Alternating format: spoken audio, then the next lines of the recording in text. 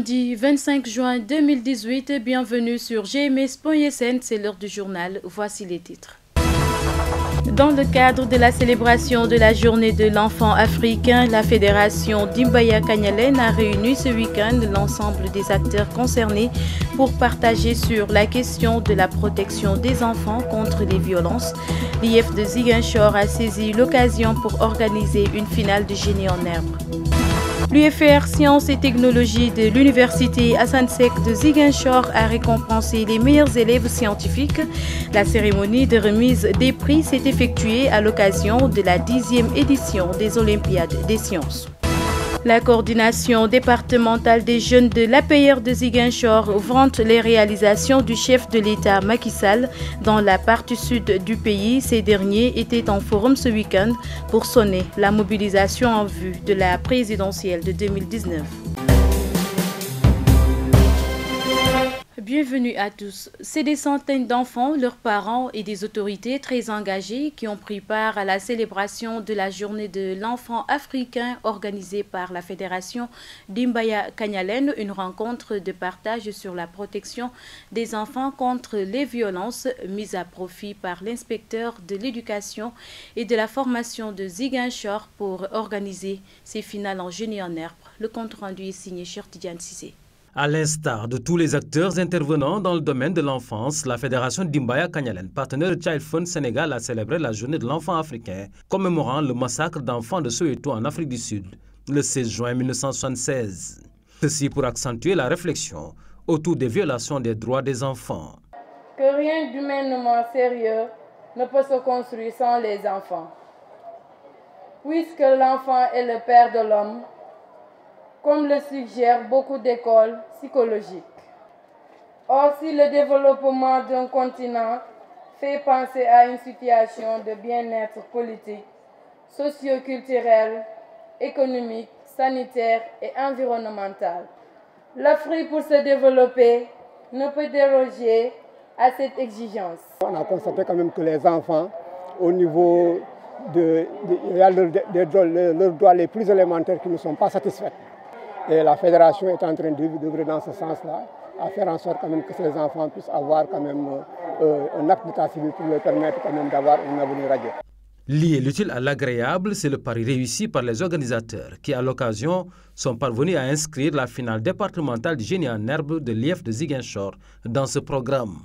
Le génie en herbe ne s'inscrit pas comme un simple jeu, mais il se veut plus axé sur la promotion des valeurs civiques et morales, et cela en parfaite conformité avec les finalités de l'éducation. On avait joué avec Amma le génie en herbe, mais cette fois-là, il nous avait battus. Mais cette fois-là, à la finale, nous les avons battus. Nous sommes venus ici pour faire génie en herbe avec Efa Kandjalan, mais on a commencé cette match très bien, mais eux, ils nous ont dépassés quand même. Mais on est très contents de leur combat parce qu'ils nous ont gagné, mais nous, on est très contents de cette match-là. Devant les autorités, les partenaires évoluant dans la protection de l'enfant et les parents, un diagnostic de la situation des enfants à Ziguinchor, de même qu'un fort plaidoyer auprès des autorités pour le respect des droits des enfants dans la communauté, ont fait l'objet de partage lors de cette 28e édition de la Journée de l'enfant africain et 30e édition de la Semaine nationale de l'enfant. Nous y restons. Ayant présidé la célébration de cette journée, le préfet de Ziguinchor n'a pas porté de gants pour inviter les organisations actives dans la protection des enfants à redoubler d'efforts et surtout travailler en synergie pour relever les défis. Nous l'écoutons au micro de Cheikh Tidiane Cissé. La problématique de la protection des droits des enfants reste d'actualité.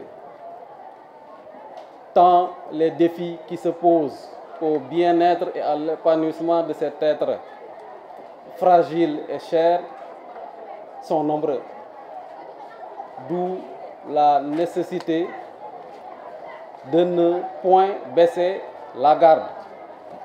Il est plus que jamais d'actualité pour nous autres, acteurs de la protection de l'enfant, de rester vigilants, de redoubler d'efforts parce que le chantier de la protection de l'enfant reste encore vaste est parsemé d'obstacles et d'embûches. C'est pourquoi nous autres acteurs de la protection de l'enfant, je veux parler du CDPE et l'ensemble des structures le composant, devons donc nous cindre les reins. Nous devons nous donner la main, nous devons planifier et agir ensemble pour que nos actions alors soient plus efficientes, que nos actions soient plus efficaces. Il ne faut surtout pas disperser les efforts. Il ne faut surtout pas disperser les ressources et les moyens parce qu'ils sont rares. C'est parce qu'ils sont rares et que les défis sont nombreux que nous devons alors travailler en synergie pour que ces actions soient plus efficaces, pour que nous soyons toujours alors à même de répondre à cette exigence, pour que nos actions alors obéissent toujours à ce principe de l'intérêt supérieur, du respect de l'intérêt supérieur des enfants. Le directeur général de l'Agence nationale pour la relance des activités en Casamance a choisi le quartier de son enfance à Ziguinchor pour y jouer sa partition dans l'accompagnement des candidats au baccalauréat. Une conférence sur la première partie du programme de philosophie y a été développée au profit de centaines d'élèves, histoire de mieux les préparer à affronter cette épreuve prévue pour le 29 juin prochain. Ansou Sané, directeur général de l'ANRAC, que je vous propose d'écouter au micro de Cheikh Tidiane Cissé. À la suite des séances de la cérémonie de don de cahiers que nous avons organisée à l'école élémentaire, nous avons jugé nécessaire, à l'approche des épreuves anticipées qui sont extrêmement importantes dans la vie des élèves de la région, nous avons donc pensé nécessaire d'organiser cette cérémonie, ce cours de renforcement, donc de capacitation en philosophie, qui est animé par le célèbre professeur de philosophie à la personne de M. Marcel Thiam, pour accompagner les élèves et mieux les préparer à aborder de façon sereine les examens des anticipés qui se profilent à l'horizon. Nous savons que c'est des échanges très importants qui vont les permettre de pouvoir entrer avec sérénité, donc de pouvoir affronter avec sérénité l'examen du bac. Et donc les réussir, donc ces épreuves constituent quelque chose de fondamental. Nous avons donc voulu jouer notre partition donc, en apportant notre contribution à travers cette conférence que nous avons organisée à leur profit.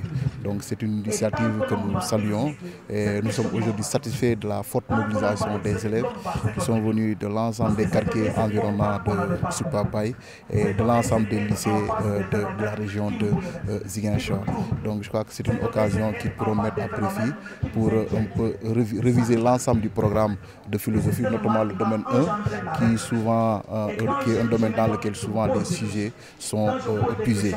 Et nous sommes d'autant plus contents que ce cours de renforcement s'inscrit dans un contexte marqué par la fin d'une longue période de grève donc, que les élèves ont vécu, donc, ce qui avait fortement impacté dans le déroulement des cours pédagogiques et scolaires.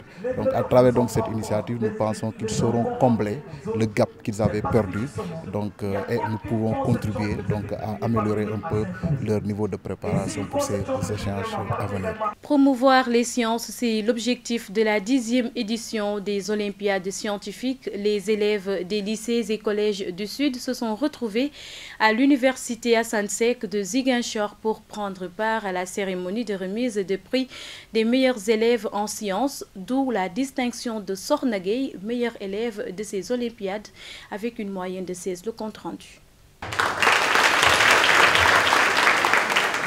366 candidats ont pris part à la cérémonie des Olympiades des sciences qui a eu lieu à l'université Assane Seck de Ziguinchor. 13 centres décimés au niveau des 3 académies de Kolda, Sédhiou et Ziguinchor ont récompensé les meilleurs élèves des classes de terminale S1, S2 et ceux des classes de 3e. À l'issue de ces Olympiades, Sornagay, élève en classe de 3e au CM Titi Diadio de Ziguinchor, est celle qui a remporté le grand trophée des Olympiades. Je suis très émue et très contente aussi. J'ai travaillé dur et j'ai suivi les conseils de mes professeurs, ainsi que l'encadrement de mes parents aussi. Je pense qu'en fait, j'ai toujours aimé les sciences parce que je veux devenir médecin.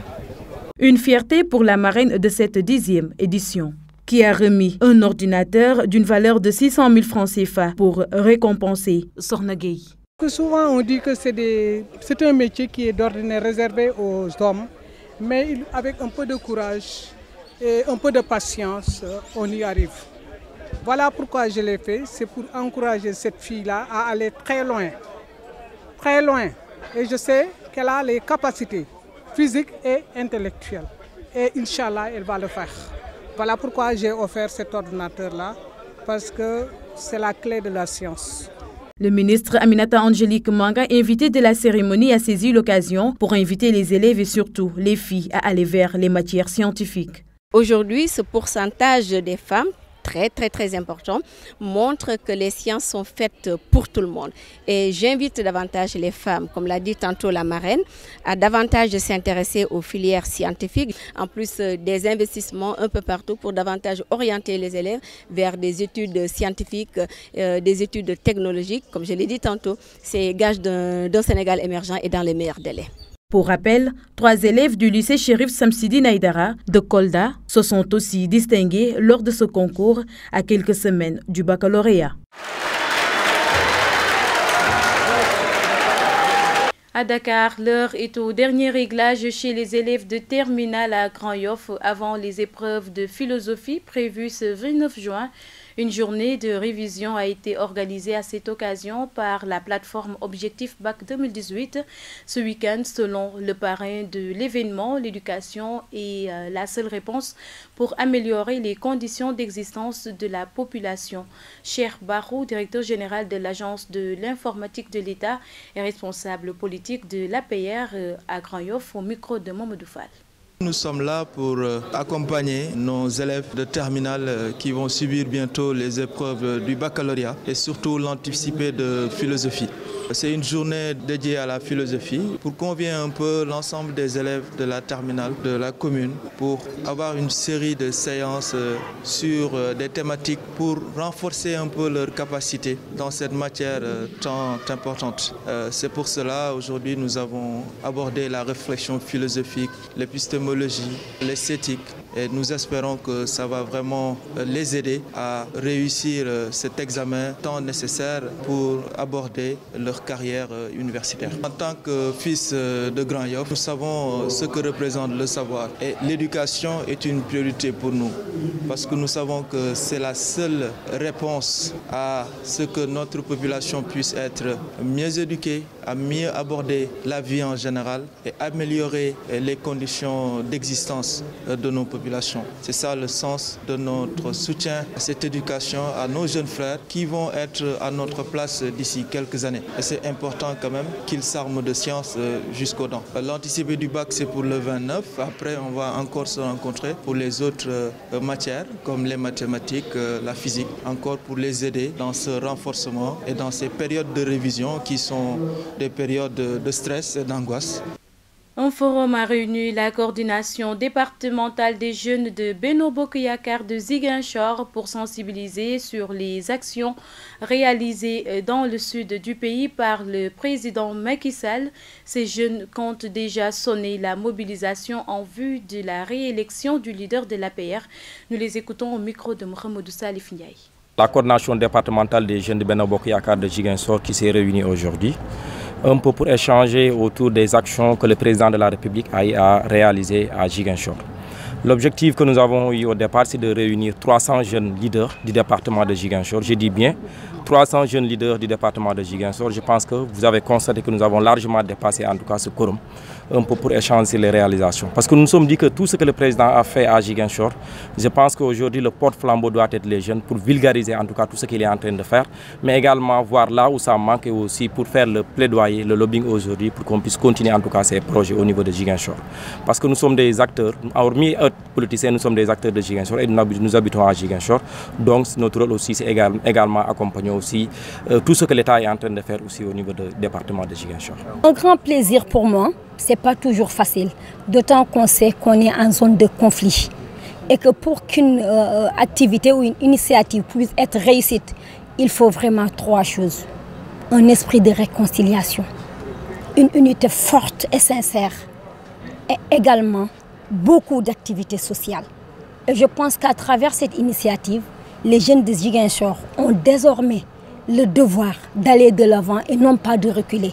Parce que c'est un moment fort qu'ils sont en train de réaliser aujourd'hui autour de l'unité de Benno. Déjà que ce n'est pas toujours facile au sein de l'APR de s'entendre et de réaliser quelque chose. Donc si aujourd'hui on arrive en plus de l'APR de pouvoir s'entendre et réaliser quelque chose au nom de Benno, d'un grand groupe de leaders de différentes opinions, je dis que la jeunesse de Ziguinchor peut réaliser et peut réussir beaucoup plus que ça. Nous passons à présent à l'actualité internationale présentée en bref et en images.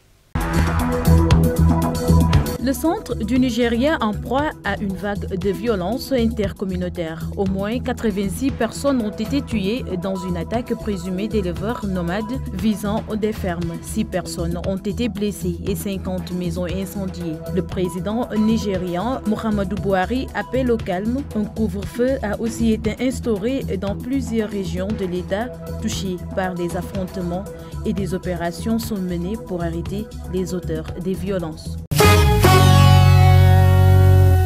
En Turquie, Recep Tayyip Erdogan a remporté son pari. Il a été réélu ce dimanche président de la Turquie pour un mandat de 5 ans à l'issue d'élections très disputées.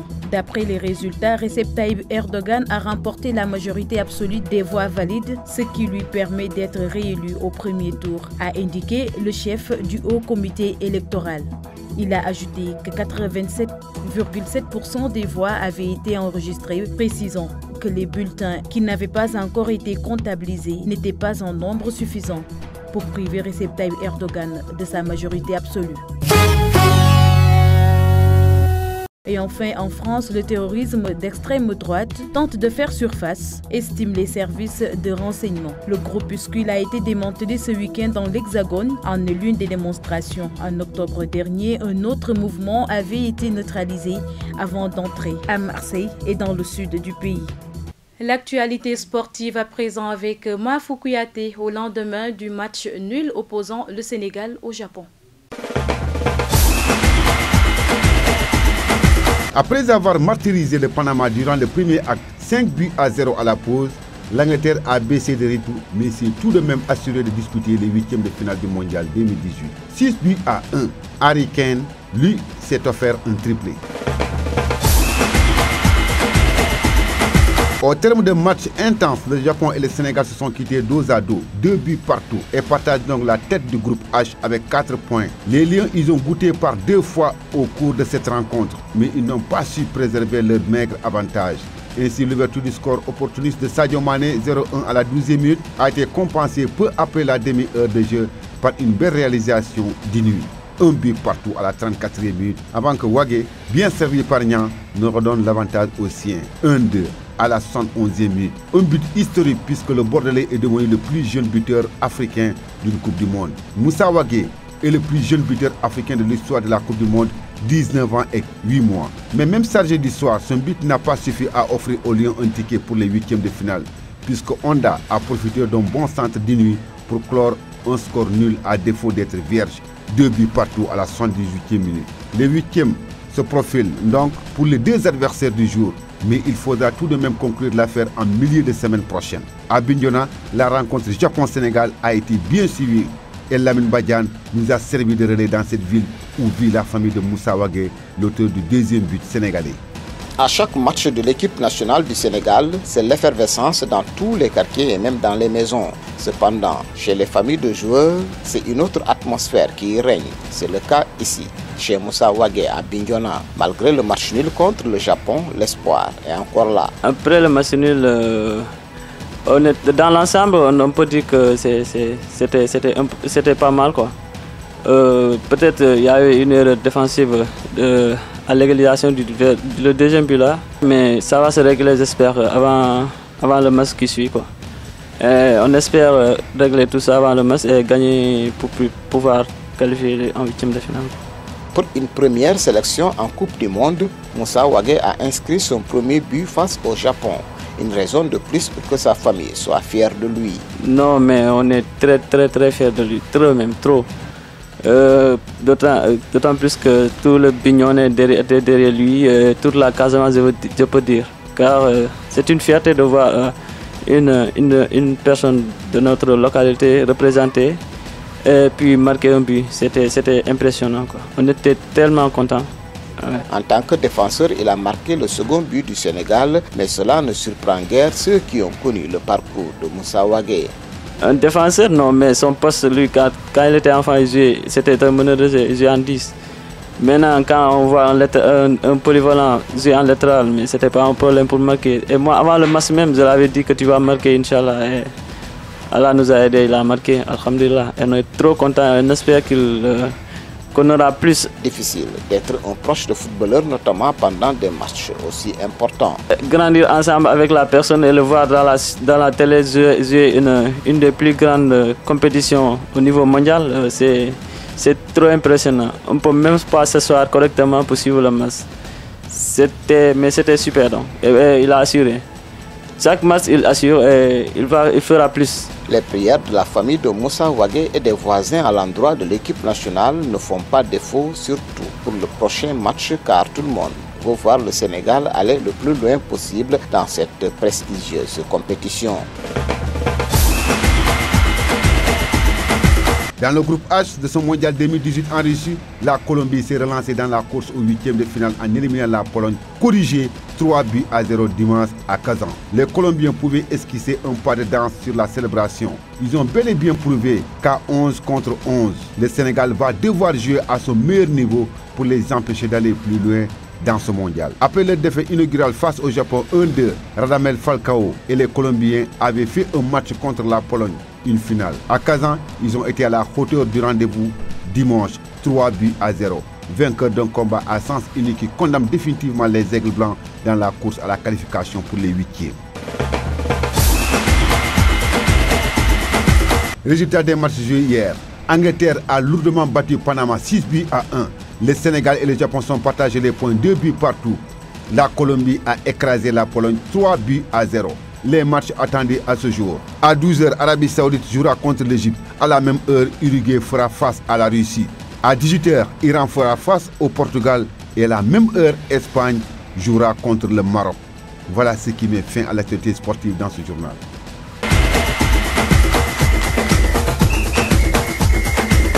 La revue de presse à présent avec Mohamedou Salif Ndiaye.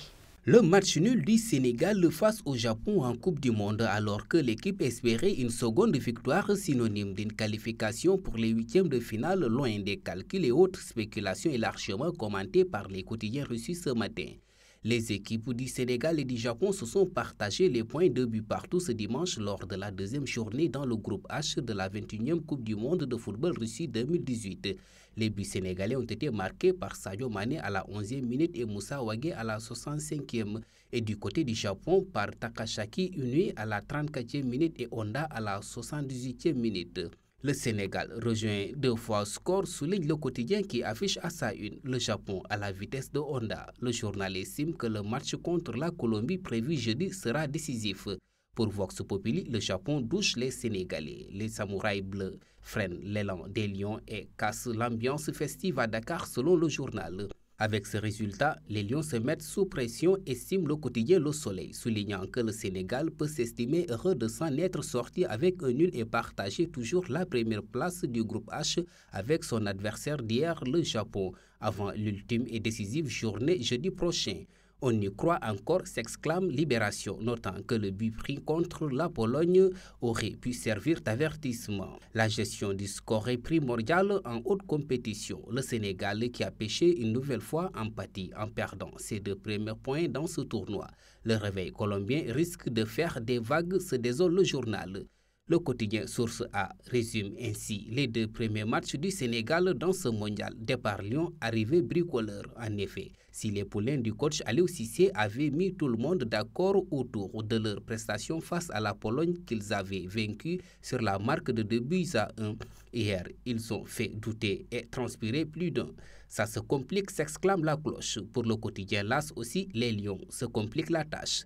Les Lions se compliquent la tâche, observe Walf Quotidien. Les Lions ratent le coche. Notre enquête qui souligne qu'en concédant le nul, les Lions ont laissé filer une victoire qui leur tendait les bras. Le Sénégal, qui avait la possibilité de se qualifier pour les huitièmes de finale de ce mondial russe, s'est fait rejoindre 2 fois par le Japon hier. Lors de la dernière journée du groupe H, les Lions devront chercher un point contre la Colombie, qui s'est relancé 3-0 face à la Pologne, explique la publication. Ainsi, le quotidien Stade voit le match contre la Colombie comme une finale. C'est tout pour les parutions du jour. À vos journaux et bonne lecture. C'est par cette revue des quotidiens que nous bouclons ce bulletin d'information. Merci de l'avoir suivi. Excellente suite des programmes sur gms.sn et sur la 89.3 FM également. Au revoir.